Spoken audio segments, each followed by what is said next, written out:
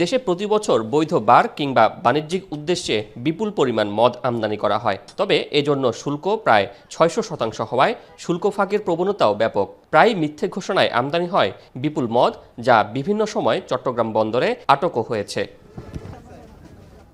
২০২৪ সালের সেপ্টেম্বরে তেমনই বন্ডের সুবিধায় ফেব্রিক্স আনার ঘোষণায় বিপুল মদ আমদানি করে একটি প্রতিষ্ঠান। সে সময় গোপন সংবাদের ভিত্তিতে ১১,৬৭৬ লিটার বিভিন্ন ব্র্যান্ডের মদ আটক করা হয়, যেখানে ১০ থেকে ১২ কোটি টাকা শুল্ক ফাঁকির চেষ্টা করা হয়।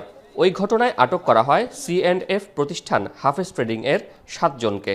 সবশেষ এ ঘটনায় আটক করা হয় শেখ সেজান নামের আরও একজনকে। ঢাকা শাহজালাল আন্তর্জাতিক বিমানবন্দর ইমিগ্রেশন পুলিশের সহায়তায় জাল জালিয়াতি সহ কাস্টম সার্ভার অবৈধ অনুপ্রবেশের মাধ্যমে অসত্য ঘোষণার শুল্ক ফাঁকি দিয়ে চোরাচালানকৃত বিদেশি মদ আমদানি করে খালাসের চেষ্টা করে। পুলিশ জানায়, পড়াশোনায় বড় ডিগ্রি না থাকলেও নিজ উদ্যোগে ওয়েবসাইট হ্যাকিং, ক্লোনিং, বিভিন্ন গোপন সার্ভারে প্রবেশের দক্ষতা অর্জন করে শেখ সেজান। সেই দক্ষতাকে কাজে লাগিয়ে চট্টগ্রাম কাস্টমসের এসআইকোডা সার্ভার হ্যাক করে আমদানিকৃত মদ খালাসের তৎপরতা করে। এর আগেও সে কাস্টমস কর্মকর্তাদের ইউজার আইডি হ্যাক করে চোরাচালান চেষ্টা করেছে বলে জানায় পুলিশ।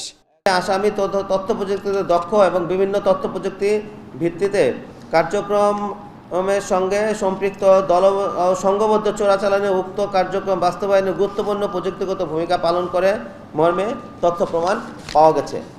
আসামি শেখ সেজান পূর্বেও সরকারি বিভিন্ন জনসেবামূলক ওয়েবসাইট ক্লোনিং জালিয়াতির অভিযোগে সিএমপি সিটি ও ডিএমপি সিটিডিসি টিমের অভিযানে গ্রেপ্তার হন।